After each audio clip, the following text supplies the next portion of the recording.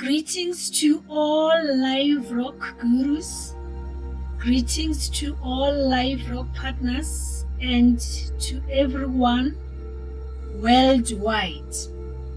In this tutorial, we are dealing with the functions of the stock exchanges, the stock markets. Ensure that you watch this tutorial to the end. My name is Portia Kwekwe. I'm an economist. This tutorial deals with part 1 of the roles of the exchanges. The first one, the regulatory function. This regulatory function involves the regulation of the admission of companies, these ones that will be trading on the exchange by the exchange itself.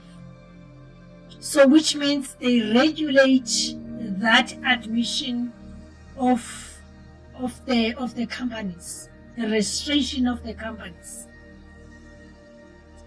There are admission requirements or there are listing requirements that are unique to different exchanges.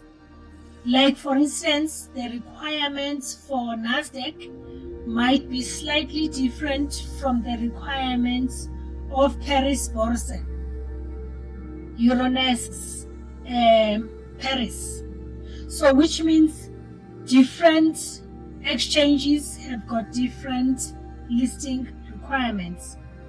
They might be similar here and there, but here and there, they might be different as well.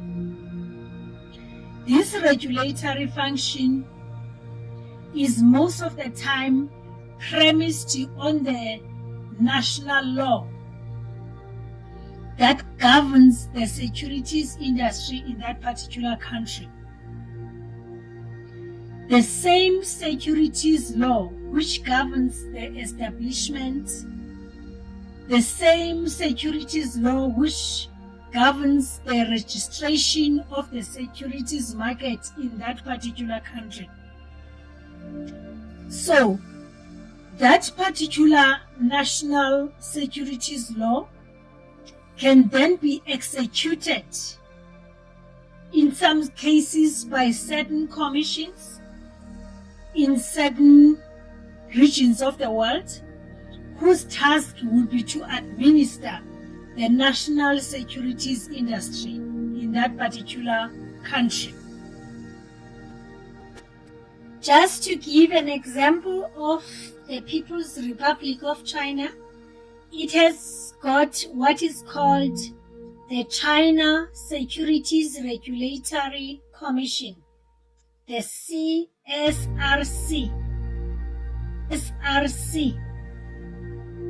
Just to give another example, will be in the case of the Bahamas, it has got what is called the Securities Commission of the Bahamas. So which means in this regulatory environment, you will realize that this function has been given to a particular commission in order for the commission to administer the exchanges.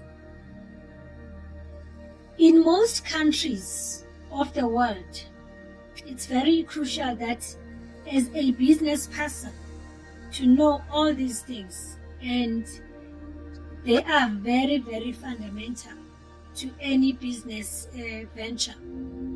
In most countries of the world, there are 3 arms of the state, and just to make an example of South Africa and also other countries, we have got the executive arm, which is the cabinet. We have got the legislative arm, which is the parliament, and we have got the judiciary, the judicial arm, which is the courts of law in the country. That is also applicable in Zambia. That is also applicable in other countries This separation of powers can be similar also in other countries. Let me explain these three arms of government, because here we are talking about a regulatory environment, commissions and all that are there in the space of the securities market. So, the legislative arm, what does it do? The legislative arm makes laws. The legislative arm is the one that makes the laws. These securities, as we are relating that to the securities industries, these securities laws, including other laws, are developed by this arm, the legislative arm of the state, the national parliament. The national parliament is comprised of parliamentarians. The parliamentarians are the ones we call them MPs, or the members of parliament in full. These MPs are predominantly from different political parties. They are there to make laws of the country. So let us explain the second arm, which is the executive arm. The executive arm is there to execute these laws that have been made by the legislative arm. Here we are referring to the president as part of the executive arm, the deputy president, and the government ministers, the cabinet. Sometimes we call them, the government ministers, we call them cabinet ministers. They are part of the cabinet. They are there to execute, to implement these laws that have been made by the legislature. Then the third one is the judiciary, the judicial arm. This one evaluates the laws. The judiciary evaluates the laws that have been made by the legislature. Here we are referring to the courts, we are referring to Supreme Courts, we are referring to constitutional courts, where judges sit and adjudicate laws and other judicial aspects. So it's very crucial that when we are business people, we should understand where our businesses are premised. So this regulatory function of the exchange or the exchanges is premised on those laws.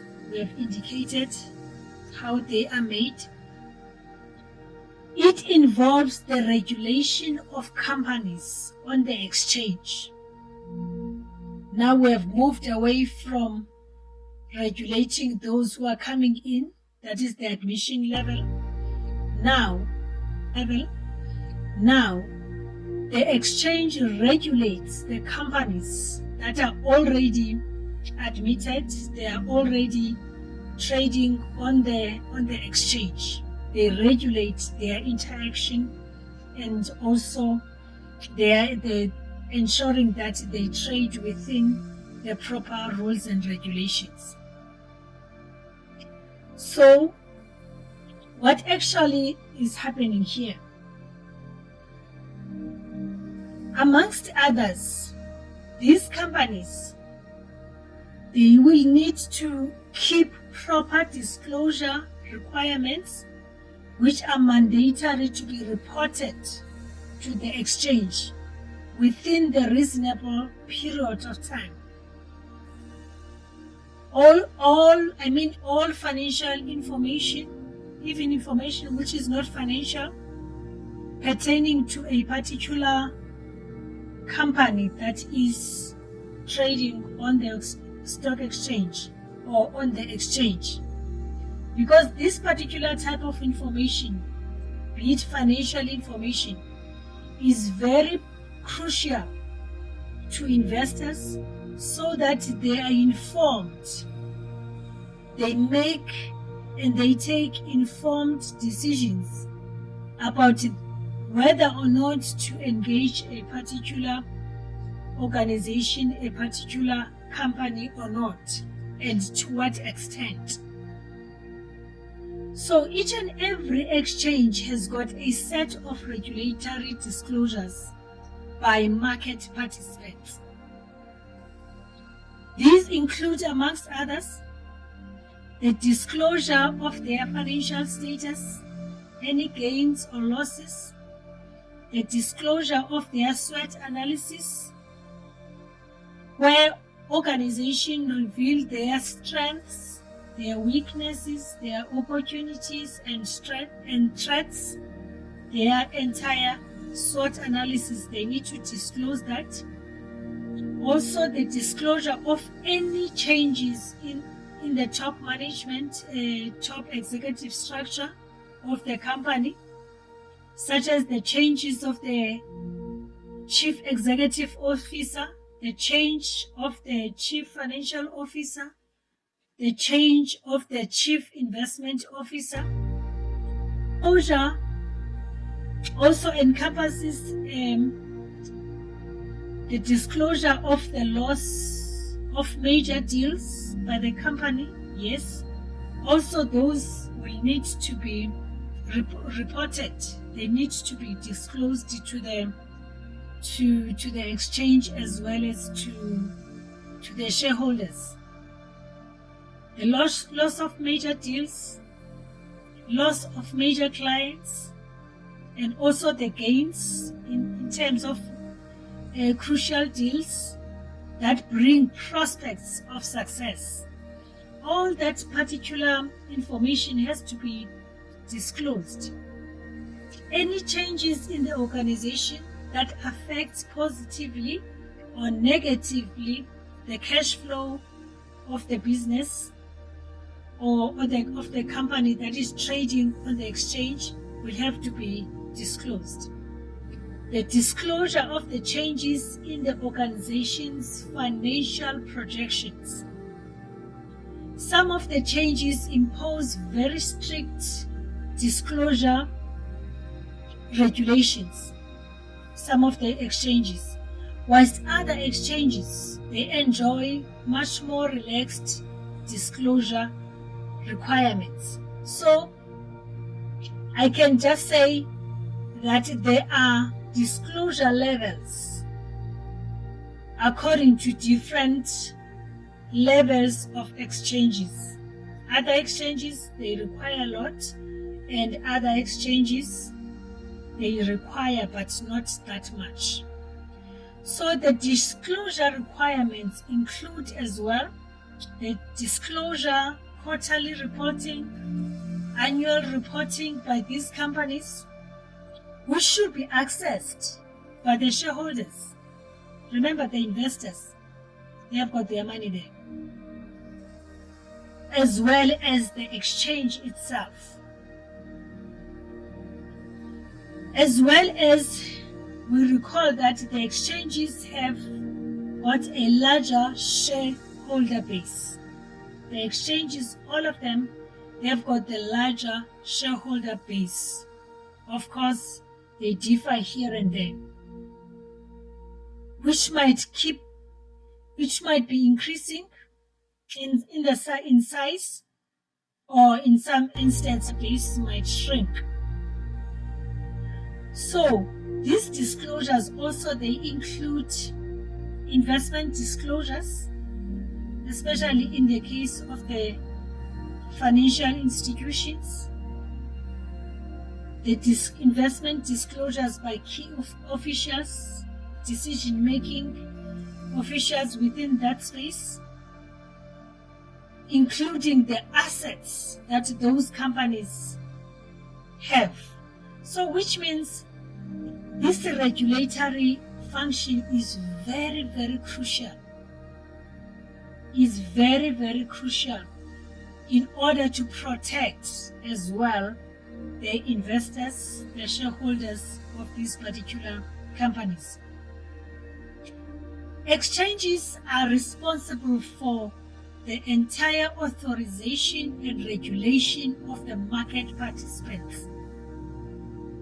They are responsible for authorization and regulation of brokers, authorization and regulation of the market makers. I'm sure Liveroc Gurus, you are all ears. These tutorials are for Liveroc. If you are not yet a Liveroc Guru, you rather be part of this platform, because some of the tutorials will be shared with Liveroc Gurus only and only. Should you wish to be a Liveroc Guru, please contact us and make use of the emails, contact numbers, websites below this tutorial video. For advanced holistic business consulting services, kindly contact us on the contact details mentioned below this video.